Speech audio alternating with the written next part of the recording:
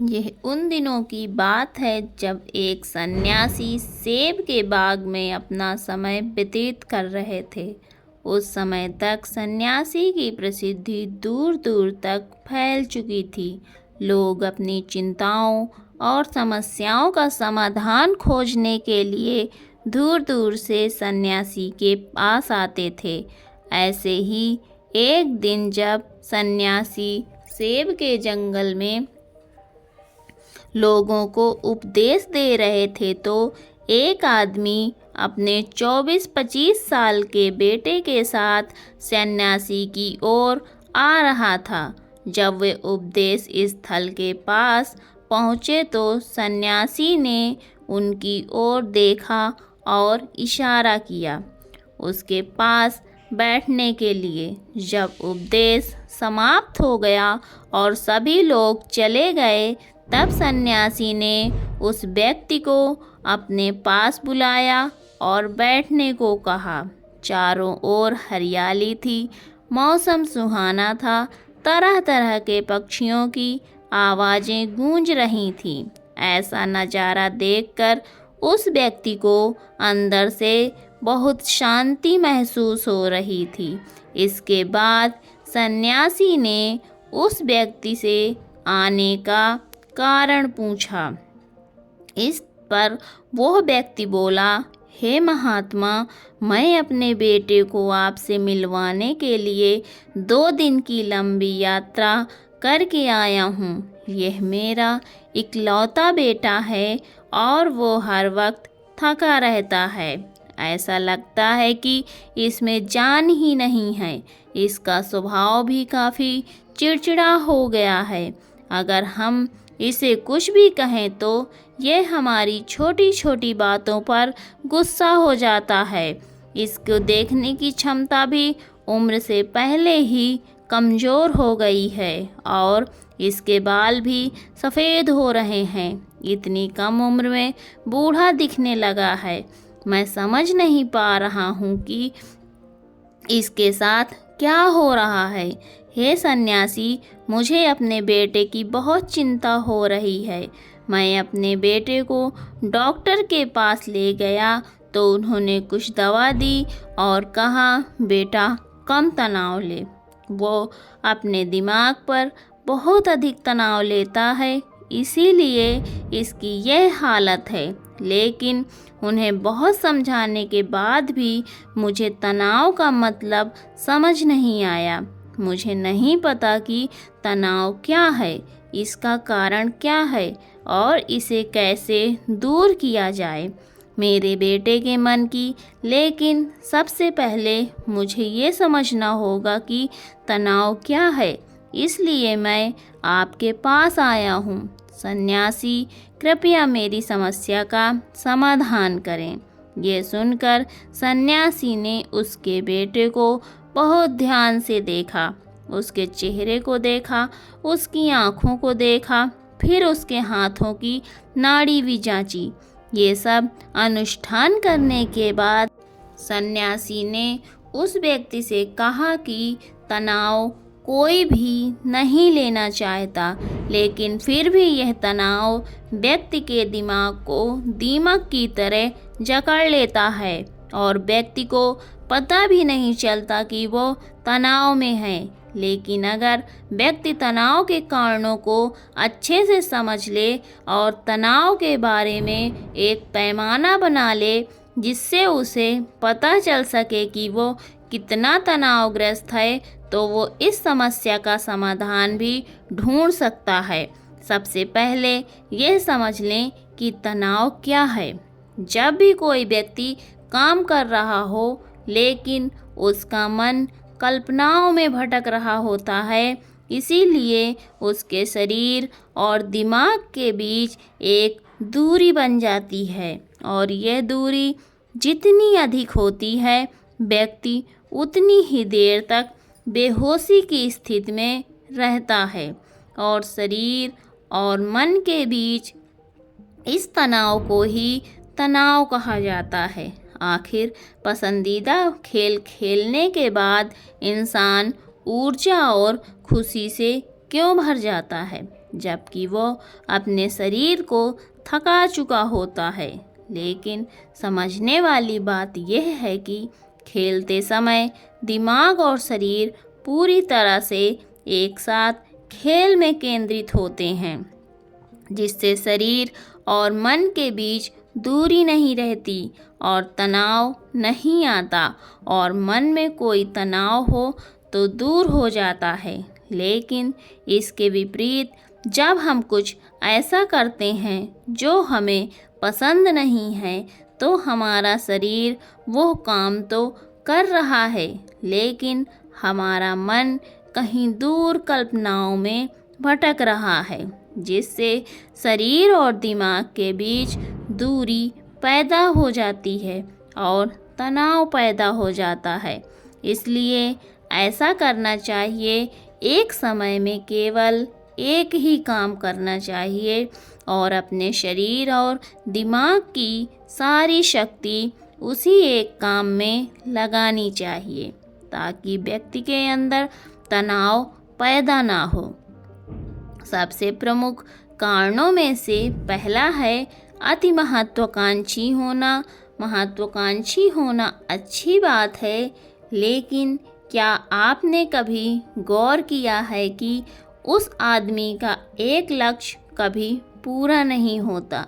उसका एक लक्ष्य पूरा नहीं होता कि वो दूसरे की ओर भागने लगता है। अगर दूसरा पूरा हो जाता है तो फिर तीसरे को, और इस प्रकार वो गोल गोल घूमता रहता है अपने जीवन में अपने लक्ष्य को प्राप्त करने के लिए। इसलिए जो व्यक्ति अधिक महत्वाकांक्षी होता है, जो बड़े लक्ष्य निर्धारित करता है, वो कभी भी वर्तमान में नहीं रह सकता। उसका दिमाग हमेशा भविष्य की योजना बनाने में व्यस्त रहता है। उसका शरीर वर्तमान में रहता है, लेकिन उसका दिमाग भविष्य में रहता है, जिससे इंसान के शरीर के बीच दूरियां पैदा हो जाती हैं और वो तनावपूर्ण जीवन जीने लगता है। सन्यासी के मुख से यह बात सुनकर लड़के ने सन्यासी से कहा कि इसका मतलब है कि हमें लक्ष्य नहीं बनाना चाहिए, क्योंकि लक्ष्य निर्धारित करना भी महत्वाकांक्षा है। इसी बहाने सन्यासी ने कहा कि जीवन में लक्ष्य रखना कोई गलत बात नहीं है, लेकिन समस्या तब उत्पन्न होती है जब हम अपना सारा ध्यान उस लक्ष्य को प्राप्त करने के परिणाम पर केंद्रित कर देते हैं। व्यक्ति को वर्तमान में जीना चाहिए। एक लक्ष्य निर्धारित करें और उस लक्ष्य को प्राप्त करने के लिए कड़ी मेहनत करते रहें, लेकिन साथ ही आपको यह भी ज्ञान होना चाहिए कि आप अभी वर्तमान में जी रहे हैं और वर्तमान सत्य है। सन्यासी ने आगे कहा कि ईर्ष्या तनाव का एक और बड़ा कारण है। जब कोई व्यक्ति ईर्ष्या से भर जाता है तो उसका मन अंदर ही अंदर सड़ने लगता है। ईर्ष्या एक आंतरिक घाव है, यानी मन का घाव। इंसान के शरीर का घाव तो ठीक हो सकता है, लेकिन मन का घाव कभी नहीं भर सकता। इसलिए कभी भी दूसरों की उन्नति और खुशी से ईर्ष्या नहीं करनी चाहिए, क्योंकि ईर्ष्या तनाव का कारण बनती है। इसके बाद सन्यासी ने तनाव का अगला कारण बताया और कहा कि अरुचिकर काम भी मन में तनाव पैदा करता है। जो काम हमें करना पसंद नहीं है, उस काम में हमारा मन नहीं लग पाएगा। हमारा शरीर वहीं बैठ जाएगा, लेकिन हमारा मन कल्पना की उड़ान भरता है, जिससे शरीर और मन के बीच दूरी पैदा होती है और व्यक्ति तनावग्रस्त हो जाता है। इसीलिए व्यक्ति को हमेशा अपनी रुचि के अनुसार ही कार्य करना चाहिए। यदि व्यक्ति ने यह तय कर लिया है कि उसे कौन सा काम करना है और वह उसी काम को अपने जीवन का लक्ष्य बना लेता है, तब वह काम उसके लिए काम नहीं बल्कि खेल बन जाता है। लेकिन दोस्तों, अपने जुनून को फॉलो करें, ये कहना कितना आसान है, अपना सच्चा जुनून ढूंढना कितना मुश्किल है। क्योंकि आजकल ज़्यादातर युवा सोशल मीडिया से प्रभावित हैं। वे किसी भी काम को अपना जुनून मानते हैं और फिर कुछ दिनों तक कोशिश करने के बाद उसी बीच में ही छोड़ देते हैं। तनाव का चौथा कारण है दूसरों से अपेक्षा करना। सन्यासी ने उस व्यक्ति की ओर इशारा करते हुए कहा, एक पिता के रूप में तुम्हें अपने बेटे से बहुत सारी उम्मीदें होंगी कि आपका बेटा बहुत सफल इंसान बने, आपका नाम रोशन करे और जैसे जीवन चाहे वैसा जिए, आपकी हर बात माने। लेकिन क्या आज तक किसी की भी उम्मीदें पूरी हुई हैं? जब भी कोई व्यक्ति दूसरे से कुछ अपेक्षा करने लगता है तो वो अनजाने में तनाव पैदा करना शुरू कर देता है। खुद के लिए ज़रा सोचिए, अगर आपका बेटा आपके मुताबिक काम नहीं कर रहा है और वो वैसा नहीं बन रहा है जैसा आप उसे बनाना चाहते हैं, तो निश्चित तौर पर तनाव आपके दिमाग पर हावी हो जाएगा। आप तनावपूर्ण जीवन जीने लगेंगे और इस तनाव में आप इस तरह व्यवहार और बातचीत करेंगे कि आपके अपने बेटे के साथ संबंध बद से बदतर होने चले जाएंगे। इसलिए व्यक्ति को दूसरों से अपनी क्षमता से कम उम्मीद रखनी चाहिए और अगर आप पूरी तरह से तनाव मुक्त रहना चाहते हैं तो दूसरों से उम्मीद करना बंद कर दें। इसके बाद सन्यासी ने कहा कि शारीरिक कष्ट भी मनुष्य के तनाव का एक कारण है। जब कोई व्यक्ति किसी शारीरिक दर्द से गुजर रहा होता है तो उसका पूरा ध्यान उस दर्द पर होता है और वो सारा दिन बस अपने दर्द के बारे में ही सोचता रहता है, जिससे उसका मन दुखद विचारों से भर जाता है और ऐसे में व्यक्ति तनावग्रस्त रहने लगता है। यह सब सुनकर वह व्यक्ति बोला कि हे सन्यासी, शारीरिक कष्ट किसी भी व्यक्ति को हो सकता है, तो क्या वह व्यक्ति जीवन भर तनाव में रहेगा? इसका उत्तर देते हुए सन्यासी ने कहा कि मनुष्य को यह समझना चाहिए कि हमारा जीवन दुख का आधार है। जैसे जैसे हमारा जीवन चलता है, बीमारियां आती हैं और फिर अंत में मृत्यु आती है। इसलिए बीमारियां मानव जीवन का अभिन्न अंग हैं। इससे कोई नहीं बच सकता।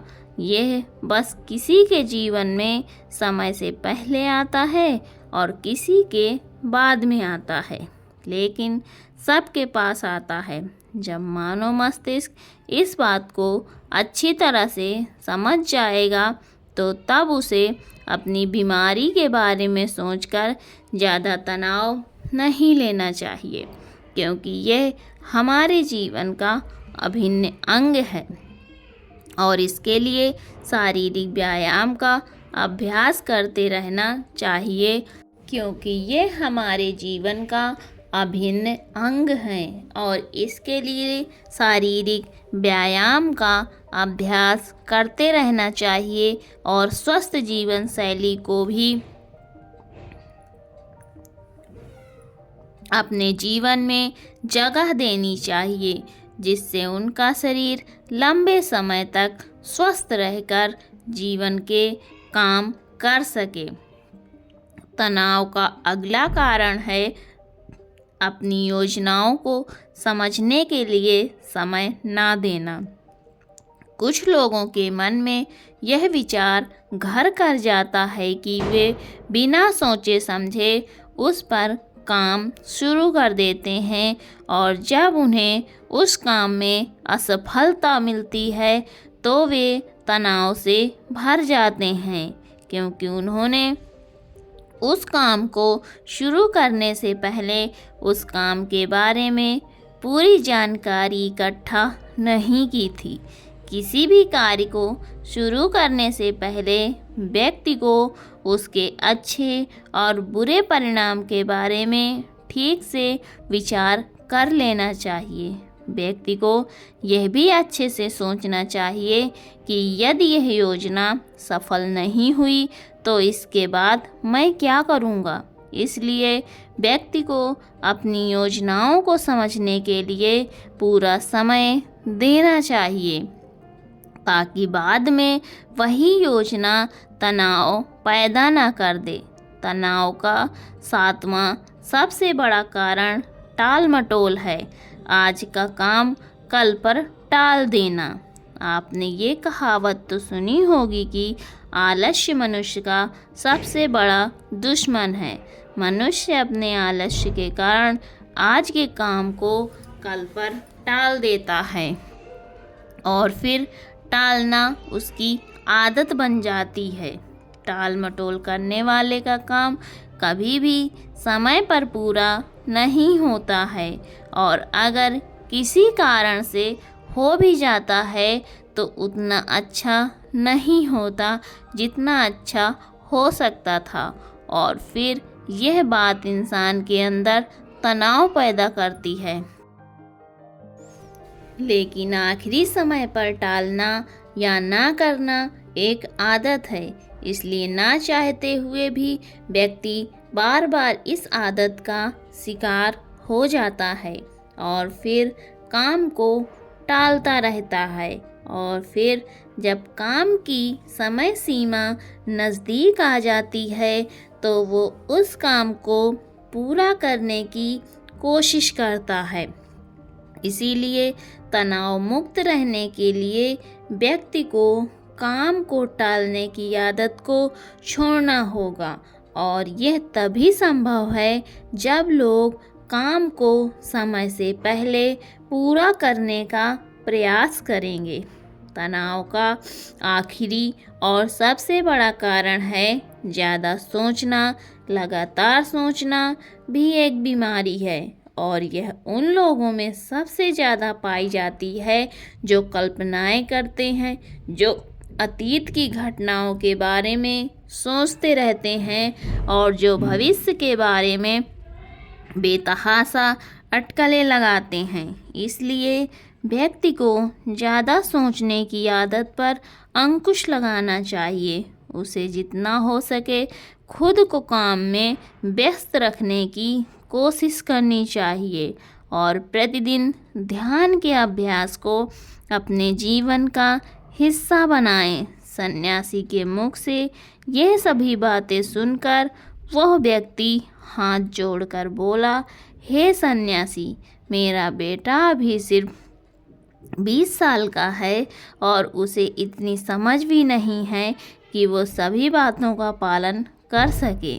कृपया तनाव दूर करने का कोई आसान तरीका बताएं ताकि मेरा बेटा भी उसे अपना सके और तनाव मुक्त रह सके। उस व्यक्ति की यह विनती सुनकर सन्यासी ने कुछ सोचते हुए उत्तर दिया, यदि आप इतनी सारी बातों का पालन नहीं कर सकते तो इसके लिए एक बहुत ही आसान तरीका है। आप एक समय में एक ही काम करने पर ध्यान केंद्रित करते हैं। आप उस समय जो कर रहे हैं बस उसी पर ध्यान केंद्रित करें, और यदि आपका मन भटकता है तो जैसे ही आपको याद आए अपना ध्यान उस काम पर लौटा दें। तनाव मुक्त रहने का यह सबसे आसान और अच्छा तरीका है। जब आप खाएं तो केवल खाएं, उसके स्वाद का आनंद लें, उसे महसूस करें। जब आप चलें अपना ध्यान केवल चलने पर केंद्रित करें। इससे आपका दिमाग और शरीर दोनों एक ही जगह पर केंद्रित रहेंगे। दोनों के बीच कोई दूरी नहीं रहेगी। दिमाग एक समय में एक ही काम पूरे ध्यान से कर सकता है, कभी भी एक ही समय में दो चीज़ों पर पूरा ध्यान केंद्रित नहीं कर पाता। इसलिए जहाँ तक हो सके एक समय में एक ही काम को पूरे ध्यान से करने की कोशिश करें। दोस्तों, मुझे उम्मीद है कि आपको आज की कहानी से कुछ सीखने को ज़रूर मिला होगा।